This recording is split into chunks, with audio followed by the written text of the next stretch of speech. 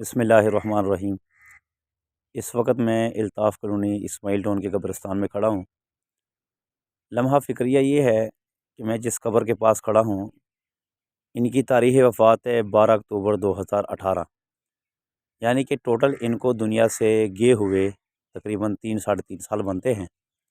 اب یہ دیکھیں، یہ دنیا کا حال ہے کہ جب تک آپ دنیا میں ہیں، زندہ ہیں، تو آپ کی قدر ہے، مگر جب آپ فوت ہو جاتے ہیں تو مرنے کے بعد ماں باپ، بیوی، بچے، اولاد سب بھول جاتے ہیں۔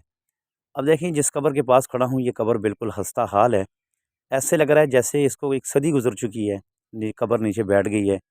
اب یہ دیکھیں، قبر میں جو ہے نا یہ جانور آتے ہیں اور خرید کے چلے جاتے ہیں، مگر گھر والے اتنے ان کو توفیق نہیں کہ آ کر ہم اس قبر کو صحیح کر لیں، تندرست کر لیں۔ مگر میرے بھائی، کہنا یہ چاہتا ہوں کہ انسان کو اپنے اعمال درست کرنے چاہیے۔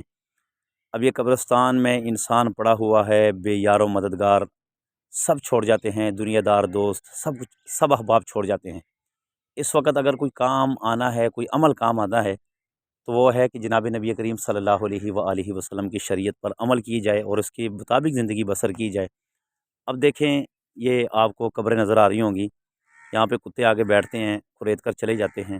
اب یہ دیکھیں، یہ بالکل خستہ حال ہو چکے ہیں، اور ان قبروں کو بنے ہوئے تقریباً 2 سے 3 سال ہو چکے ہیں۔